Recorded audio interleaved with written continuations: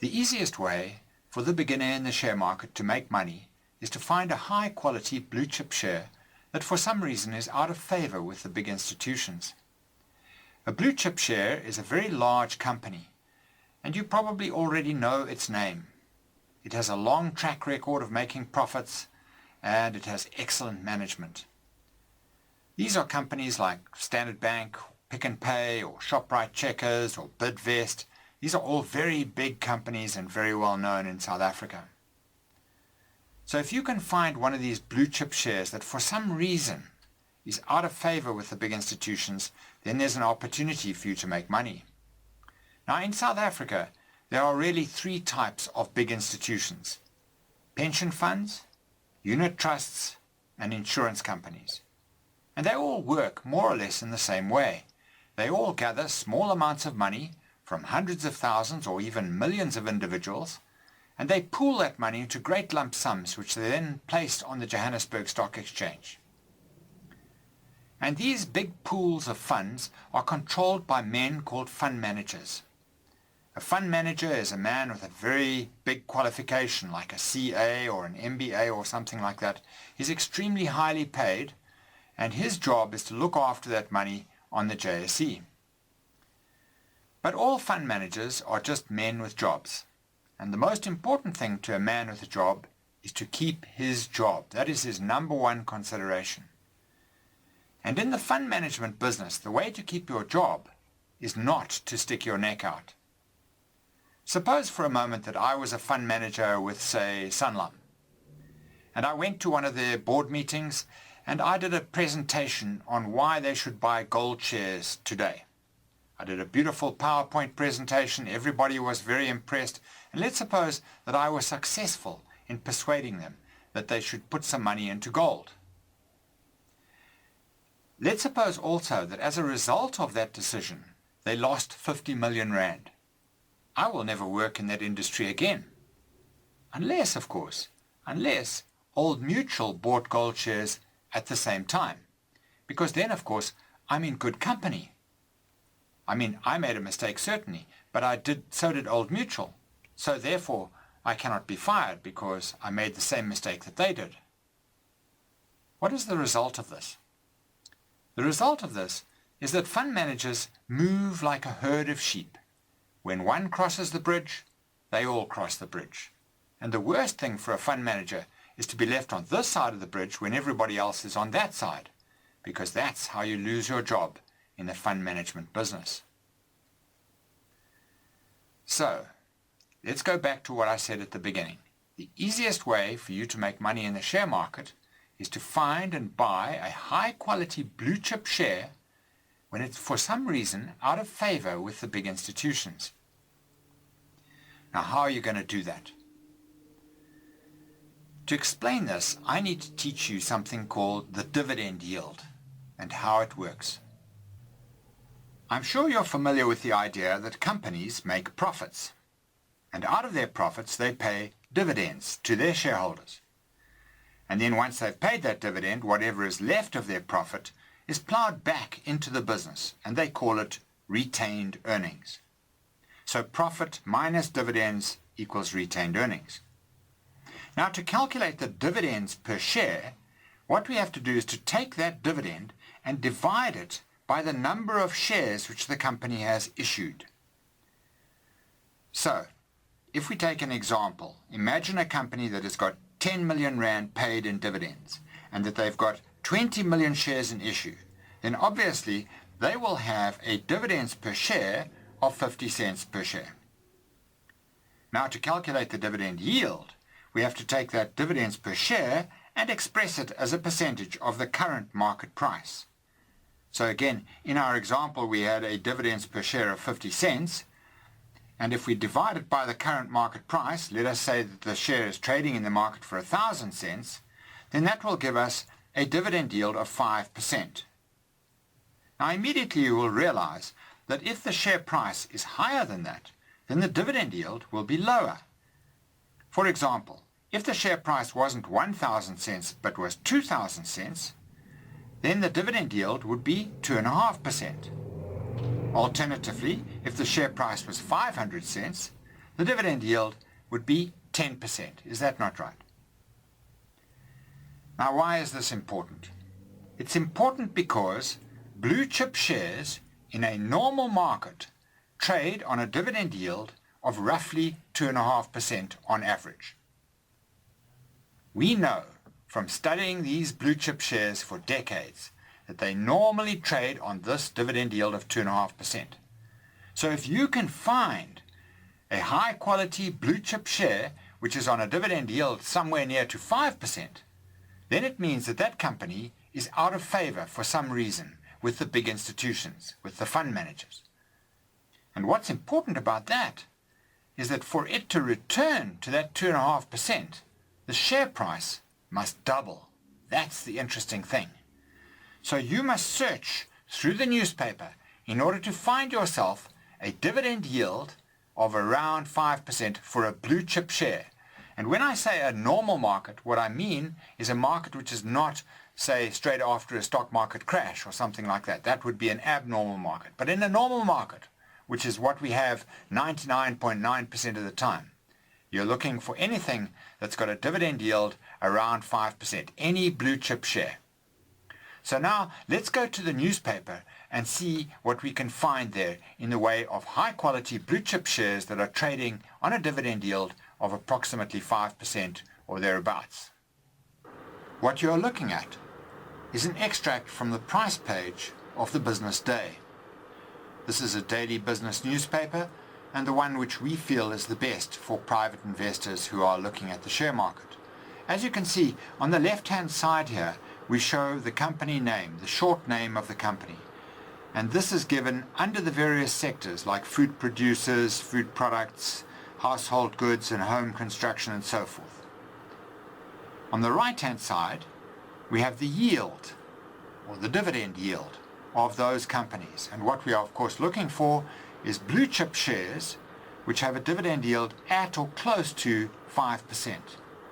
Now, the first two companies under food producers, that is AFGRI and Astral, both of them are involved in the poultry industry. AFGRI is perhaps more diversified. It has finance and so on for farmers, but both of them are linked to the farming production.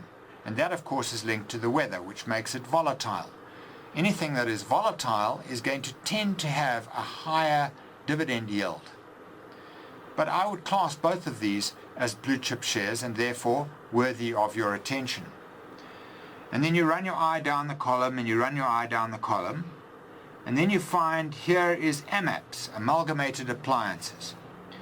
Now this company concentrates on producing and selling white goods and other appliances, so things like fridges, microwaves, toasters, kettles, all sorts of appliances that ordinary people need in their homes. The important thing to understand about a company like AMAPS is that it is a cyclical share. It goes up and down with the business cycle. And this is because when times are good and we're in a boom phase of the cycle, people go out and they buy appliances. When times are bad, in a recession, they tend to fix the old appliance and make it last for another year or two. So this share goes up and down with the business cycle.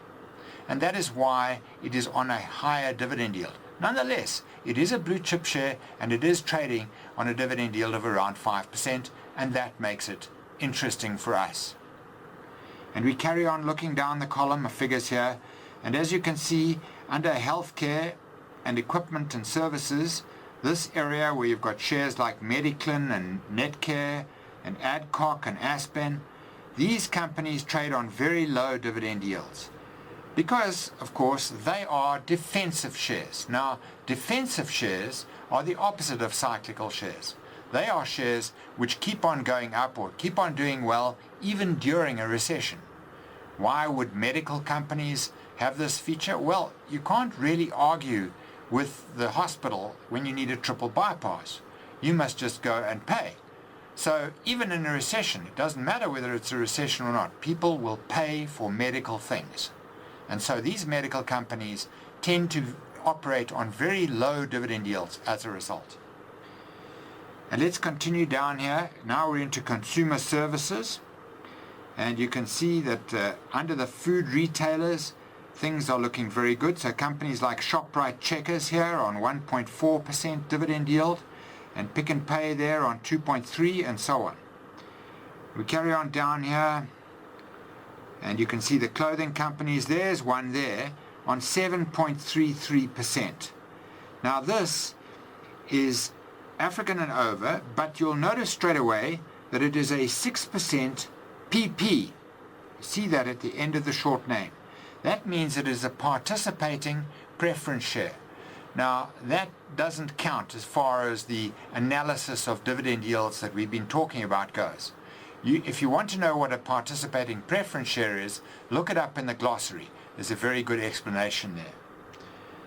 Let us continue. We run our eye down the column of figures, and the next share that we come to that has a higher dividend yield, we come to two, in fact, Nictus and Verimark. Now, these companies, one is trading on 5.9% and the other one is trading on 14.36%. Very high dividend yield indeed. But I don't think that you would class these shares as blue chips. Nictus is actually more like a penny stock, and Verimark, you wouldn't put it in the same category with Standard Bank, for example. So these shares are not of great interest to us for the purposes of our discussion. You carry on down the column, and the next one you see is JD Group, and immediately below it, Lewis. Both of them are in the furniture industry. Both of them are retailers of furniture and other sorts of goods, and they are both cyclical shares. Lewis, as you know, tends to sell furniture mainly to the lower income groups, and they sell most of the furniture on credit. And JD Group is pretty similar. So they are cyclical shares, and one would expect them to be on a relatively high dividend yield. Nonetheless, again, blue chip shares trading on a dividend yield above 5%. And so we go on, down the column here. There you can see two which are on dividend yields of 27.32, but this is an aberration because this is Nail and Nail's N share, and they are suspended on the JSE. In other words, that means there's no trading on these shares. So we continue down, and the next one we come to is Phumelela. Now, Phumelela is an empowerment company, and it is primarily focused in horse racing.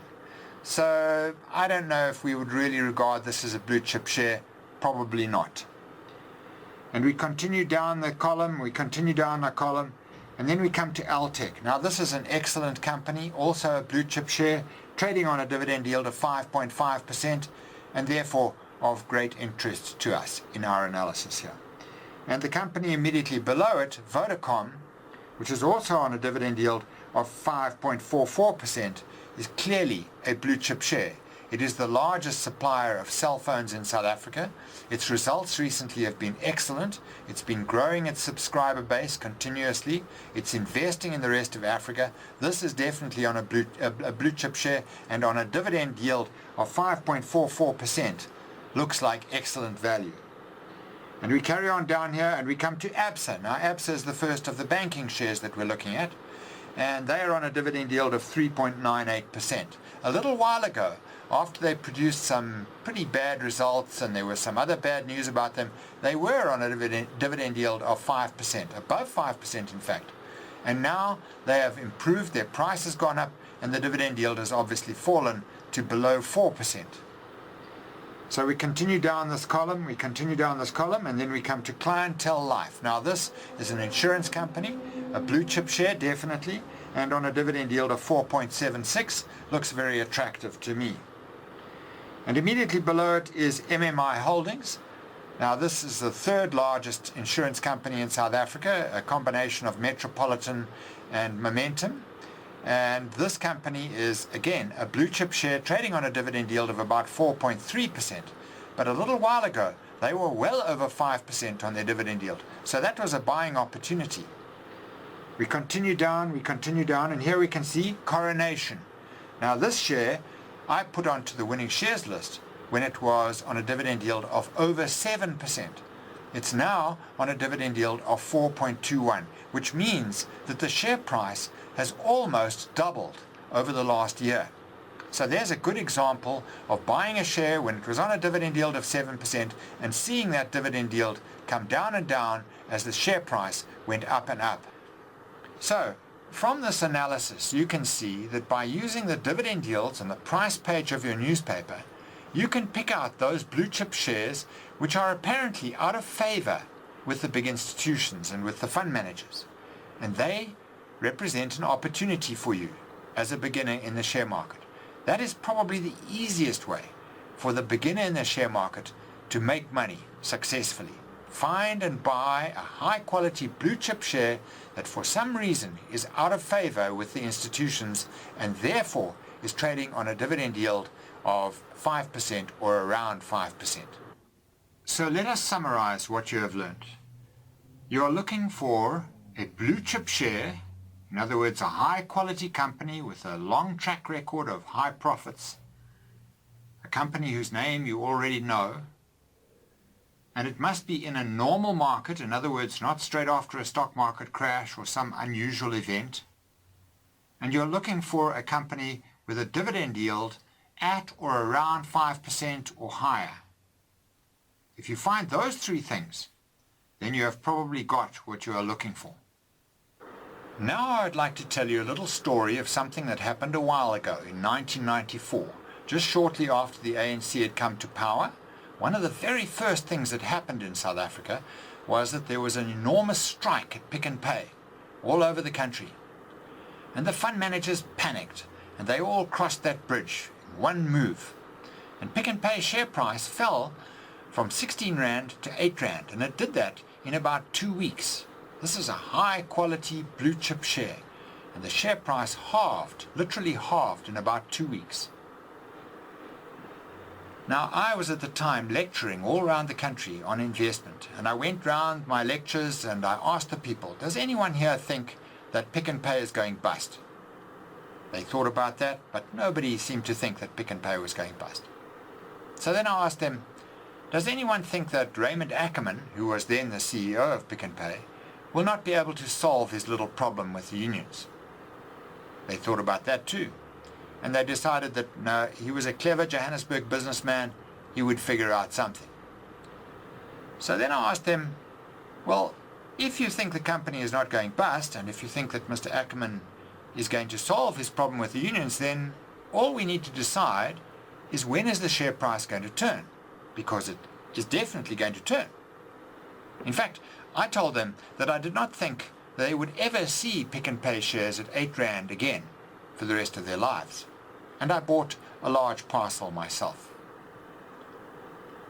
Over the next 18 months, Pick n Pay shares went from 8 Rand to 24 Rand. That's a phenomenal growth, 300% in 18 months. I wrote a letter to the unions to thank them and make some suggestions about other companies we could maybe work together on.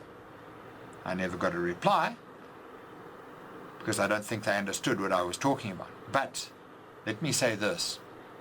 That is a clear example where the fund managers have panicked, they've all crossed the bridge, the share price has fallen heavily, and the dividend yield has gone up above 5% and represented an enormous buying opportunity for the man in the street.